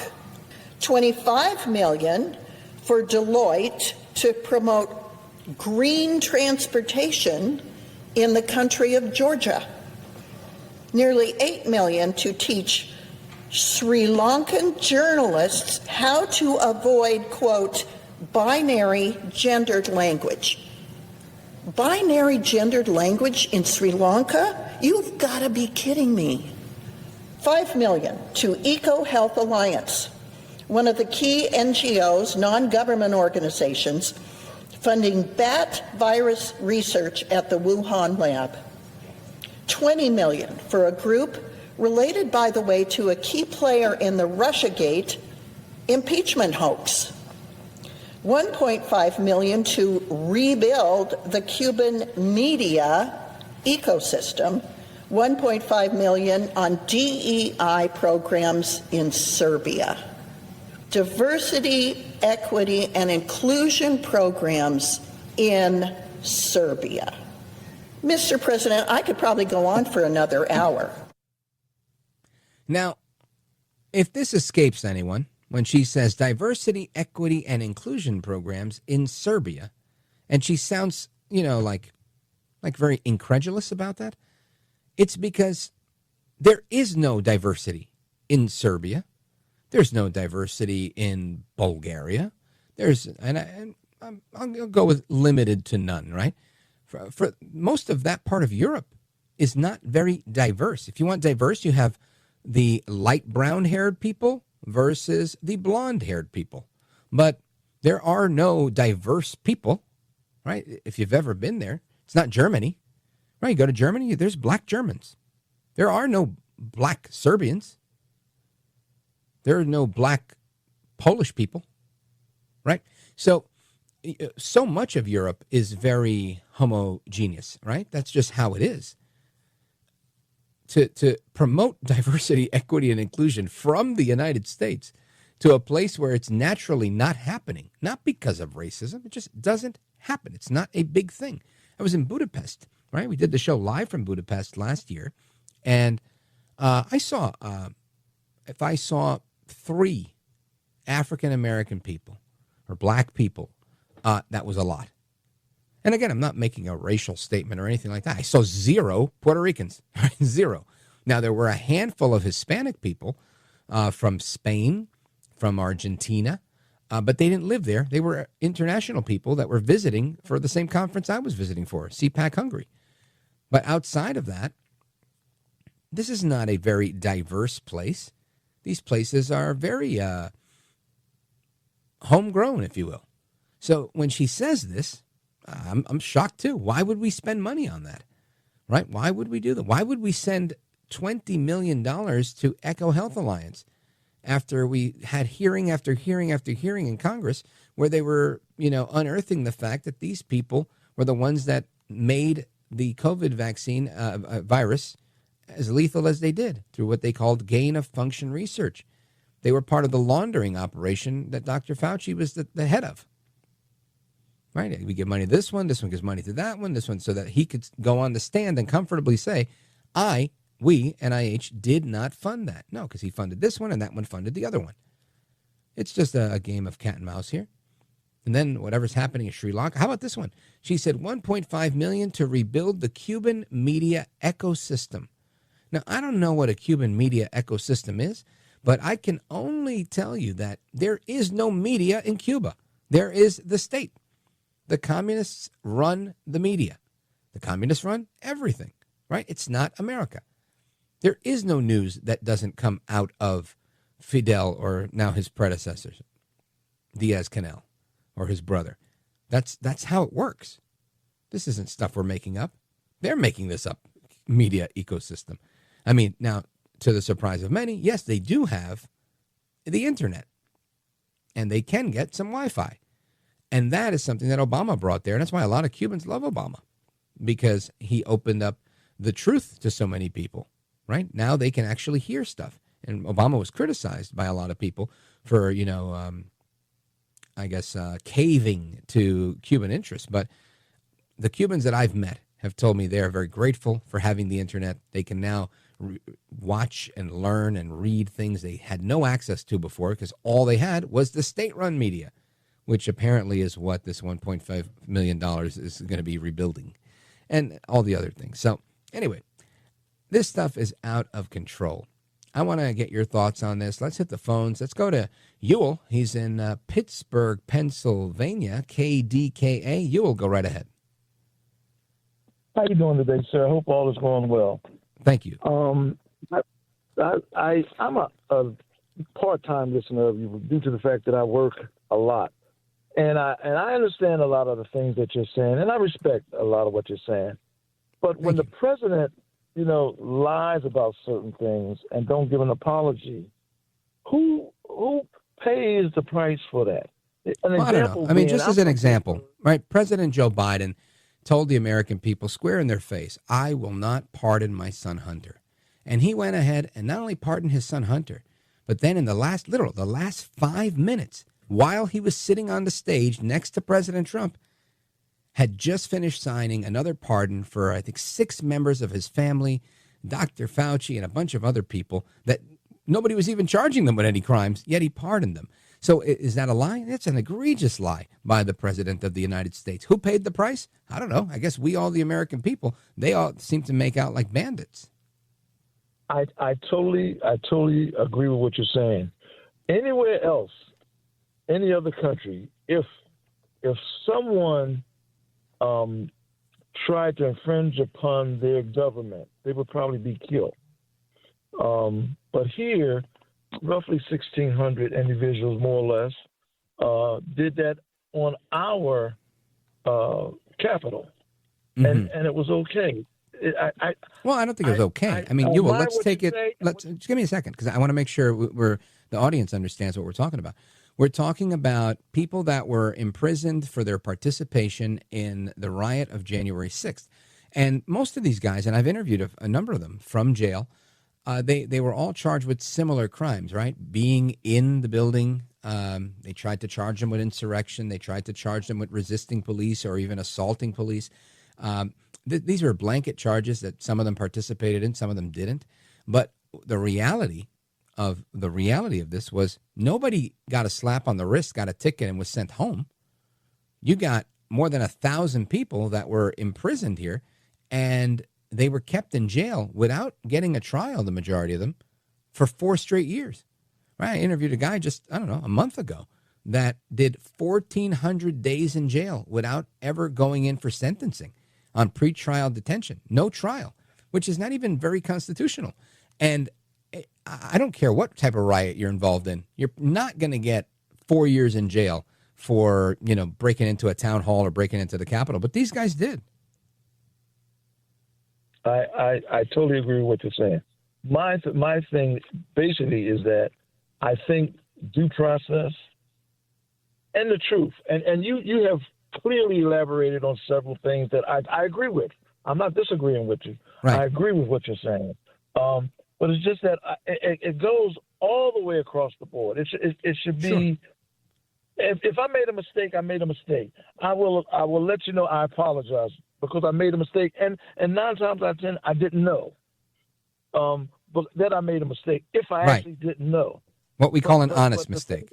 When you got somebody that's gonna lie and say this and say that. Well, give me a case in point that you're talking about. Who's lying? What are they lying about? What's the fallout? Let's talk about the Ohio situation in which the President Trump said that they were eating cats and dogs up there. Okay, but I did the research and I found the police report and a video and a 9/11 recording of someone calling the police because someone was eating a cat. And the person that did that admitted that they was lying. No, they didn't lie. It was on video. The young lady that did that said she did it maliciously, and she came out and said that. Well, I don't know what you're talking about, but I'm talking about a police body cam video where the police roll up to the driveway and the woman is eating a cat, and the neighbors are looking on and they're shocked, and that happened in Ohio. But that never happened. It did happen. No, it did. This is part of the problem. Now, the discrepancy with this was that it was immediately, Trump said they're eating cats, they're eating dogs, right? In his discussion about an immigration problem in a particular area, I think it was Springfield, right? This happened in Canton, which is not Springfield, right? So that's one area of nuance. The other area is, I think it was reported that this woman was not an immigrant. So that part of it, I can say, okay, well, that's the report. But Trump didn't say that specifically, right? I mean, he alluded to this, but he didn't say specifically. He just said we have a problem. There were immigrants that were stealing ducks out of the local pond. All of these things did, in fact, happen. And the icing on the cake was the report about eating the cats. So I think it's unfair to say it didn't happen because it did happen. It's fair to say that they did, in fact, eat a cat. Someone did get arrested for eating a cat, and they weren't an immigrant. You could say that, but it doesn't change the fact that in Ohio, they were eating cats. And I think that is really the headline here. People are eating cats in Ohio. We've got a problem here, Houston. Now, granted, I will concede the point that it wasn't the result of illegal immigration. I don't think we can make that case. But the other animals that were being stolen, 100% were the result of illegal immigration. And many of them, another misreported fact, is that because of something that we have in our government called the Cuban-Haitian program within immigration system, it allows people from Cuba and Haiti to come to the United States and get a lot of support because of the conditions in their country. What ends up happening is you get a lot of people that can try to pass for Haitians. And they, some of them come from different parts of the continent of Africa, and they claim to be Haitian, so they can qualify for that same program. And the end result is you have people coming from like Senegal and other areas where they're used to eating waterfowl that they find on the streets, whereas here, it's not part of our custom to see a goose or a swan at the local park and, grab it by the neck, snap its neck, and take it home. And that, in fact, was also happening in Ohio. Yes, sir. I can't argue with that. I don't know, but I can't argue with that. And if what you're saying is factual, I agree. Because so what do we do then if someone wants to come from another country, and they want to, they may be lying about they from Haiti, but they actually from Senegal, somewhere like that there, and they used to doing things like that with a duck or a goose, what have you. Right. Well, I think part of what we have to do, is I don't think we say you don't get to come. I think it's just important that we have an onboarding process and we say, these are some of the things that we do in our country. This is our custom, right? It's important for all of us as a community to try to help people assimilate so that they can keep some of their culture. Look, I love salsa music and drinking coquito every Christmas. That's what we do in Puerto Rico. I love that part of my culture. But I also understand that we have different norms here, right? This is a developed country. It's not the third world. It's first world. So part of it is making sure that we are bringing in immigration in our country that's always going to add value to the country, right? What they call a merit-based system. Bring in the doctors, bring in the lawyers, bring in the best. When you have to help people, you do. I think we accept 1 million people a year through refugees systems and stuff like that. But we can't get into this 15 million, 20 million like we've gotten into now. That puts us in the problem that we're in. I'm up against the hard break at this point, but thank you for the call. Excellent conversation. I appreciate it. KDKA in the building. Valdez coming right back.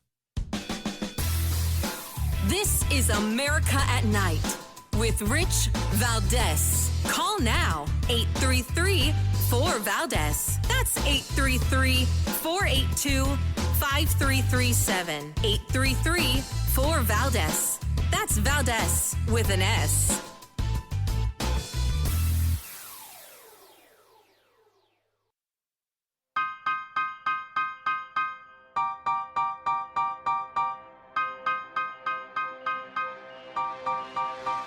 All right, to the phones we go. Let's go to New York, WJJF. Bob, go for it. Well, I agree with you on all these points, Rich. And, where were the Dems for Palestine, Ohio? Where were they in North Carolina? They do a lot of wordsmithing to redefine terms. But what I really like to point out is I think a lot of this is a problem because we've lost our national identity. You know what, Bob? I think you're right. We are Americans. And I think part of the issue here is not forgetting our national identity. It's the fact that we have multiple people trying to redefine it, right? And there's disagreement amongst us, we the people, as what the national identity is. And for some of us, it's like, hey, look, you could be from wherever you want, and we can all have different customs and cultures and be different colors and even speak different languages as long as we all bleed red, white, and blue, as long as we all pledge allegiance to the same flag and we're all in this together. However, some don't like the red, white, and blue. They don't like the Constitution, and they hate the idea of America. And this is where we lose it, right? We used to have common ground in being Americans, like you said. And sadly, that's dissipated. Bob in Riverhead, Long Island, thank you for the call, my brother. I appreciate it. WJJF out on Riverhead, Long Island. Great to hear from you. Let's go to Chicago, WLS. Fabian, go right ahead, quickly. Hey, Rich, brother, ¿cómo estás? I just want to give you some tips. I believe that the Chicago public schools are not passing the immigrant children that are enrolled in their schools. I think they have orders to give them a C, not to fail them. Yeah. You know what they used to call that, Fabian? They used to call it social promotion. And they used to do it with anybody coming out of what they called the ghetto or the inner city, mainly blacks and Hispanics, right? That's who lived in those places. And they did this social promotion because they wanted to ingratiate themselves in these communities for political purposes, right? They claimed they were doing it to give them an edge, to help them because maybe they were coming from an impoverished background or the children of immigrants and they didn't have the same advantage that other people that were growing up here had. And this is an argument that I think is not a good one, obviously, because kids need to learn, right? You can only get better by learning. And if you need an ESL program, English as a second language or whatever it is. But this idea of social promotion has been around for a long time. And it wouldn't surprise me if they're doing it in Chicago, because honestly, this has its roots in communism, right? It was the communists, the American Communist Party back in I'm going to say the 50s, that were writing article after article about doing this, about ingratiating themselves in something they called the national minority in order to get them to, for lack of better words here, to do their dirty work so that they could build an army of foot soldiers. And they primarily did it in the unions. So anyway, Fabian, thank you for that tip. I appreciate it. Keep calling. And que Dios te bendiga, mi hermano. Chicago, WLS. And folks, coming right back. Your calls and more. Don't go anywhere. This is America at Night with Rich Valdez.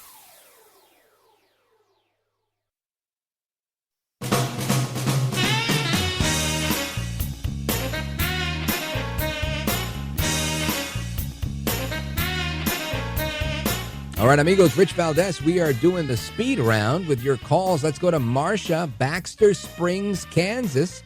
Go for it. KZGF. All right. I just wanted to say that lady that you interviewed about the getting something from the test that she was doing. Oh, yes, the COVID vaccine. Yes, well, they have you sign all sorts of papers. You know what? That's a valid point, a very valid point that, when you're in a clinical trial, the idea of things going wrong is a possibility. And I guess that's why you can't sue for that. I think the bigger issue, though, is being able to sue afterwards, after it's cleared and all of that. William in Chicago, go for it quickly. WLS. Good evening, Rich. Real quick, two things. We love you here in Chicago, and you're growing very fast, and you always tell the truth. That's why you're growing. Thank you so much, brother. I really appreciate it. God bless you. And everybody, hasta la próxima. Take care. Good night. And God bless you, America. I'm Rich Valdez.